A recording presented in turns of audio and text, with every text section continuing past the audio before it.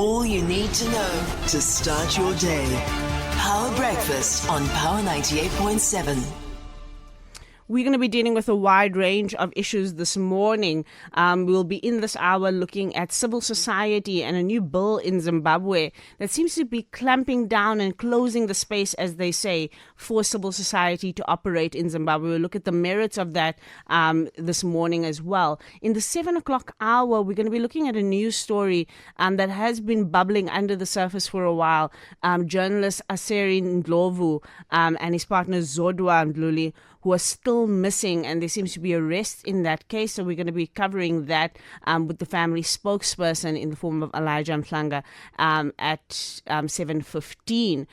Also in the 7 o'clock hour, we look at Mthatha High Court, and there's an investigation there around bribery, soliciting bribes for jobs, and those kind of scandals really get under my skin quite a bit. So we'll be looking at that. And of course, is Eskom going to keep the lights on? So many conversations to be had. But we continue our conversation around Tshwane this morning as we welcome Lex Ndledleberg, award councillor who's part of the Republican Congress of Tshwane party. And Lex, thank you so much for joining us this morning. You didn't come in on the conversation about Nasipi Moyo, the mayor's decision yesterday, but I'm sure you heard the heated conversation there. Governance is hard. But another decision that's been made by her administration is one that you have been tracking around the decision to scrap the municipal debt and that process. You've been looking into that. What are the merits of scrapping that municipal debt, and is it working to get the revenue up in the city of Tshwane? No, it won't work. It is just scrapping very old debt that is not being collected, and it is doing that on a selective basis. We sit with something like 30 billion, or we sat with 30 billion rand of unpaid debt, which has been accumulating since, the turn of the century.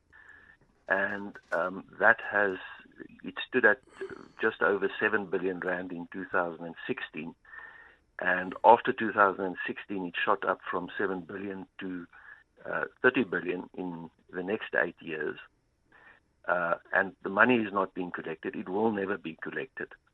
And I agree that most of that must be written off because it will not ever be collected.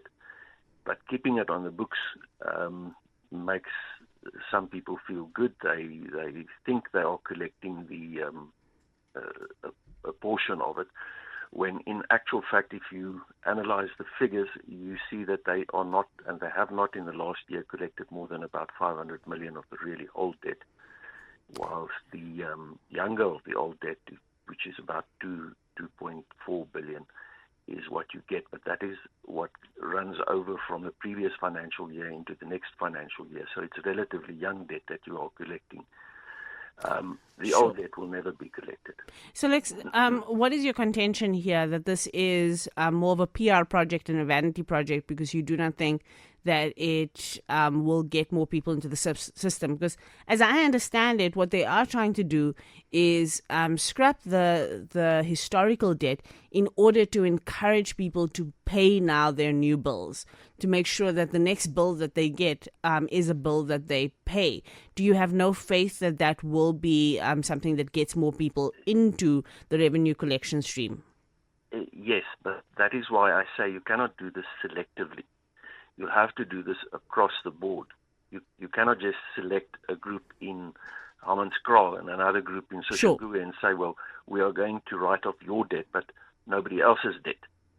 The problem that the city sits with is that you have high-end payers and you have low-end payers. In other words, people with relatively big bills who consume a lot of municipal services, and you have users who consume little in municipal services and receive much of that on a subsidized level, but they still sit with an account which they don't pay on both ends of this calculation.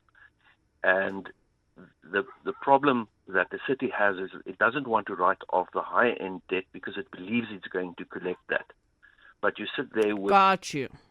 you sit there with sophisticated users who know how to defend themselves, who have raised a series of disputes with the municipality in many cases, and those disputes never get resolved because the city does not have an effective dispute resolution process. But Lex, what then is the way forward? What should the city be doing instead of the process it's undertaking now if it actually wants to collect revenue from this process? That is where you are looking at systemic problems like the overtaxation of people. You get to a point where you are taxing too much. And when you tax too much, you are getting less and less of a return on your taxation. It's called the optimal point on the Laffer curve, is where you get most of your taxation in because there is social compliance with your taxation regime. When you go beyond that point, you get less and less money in, and that is where we are in Tshwane right now. So are you saying that there should be fewer tax points?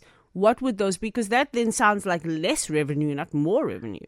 No, it's counterintuitive, but the fact of the matter is that if you look at history, you'll see, and I'll have to use data from other countries because we don't have good data in South Africa for this. But if you look, for instance, JFK in the 60s was the first American president who reduced taxes significantly. And immediately, the federal revenue in the United States went up. After him came Ronald Reagan. He halved the tax rate in the United States at the beginning of his term. All right. By the end of his term, because of the economic growth, the federal taxes were double what it was when he started off. The point is, you get to a point where you are killing the economy by overtaxing people. You people flee from your tax jurisdiction. People simply withhold their taxes. No. So I hear the argument that you're making there, Lex, which is you tax less to get people to comply more. Let's hear what the Power listeners think about that. But that's Lex Ndledleberg, a ward councillor in the city of Tshwane, saying that the municipal project that is underway right now to scrap taxes may not be, or to scrap the debt, historical debt, may not be going far enough, but also that there should be fewer tax points in order to encourage people to pay more. Let's hear what you think about that. The time now is 6:30 though. Time for the news.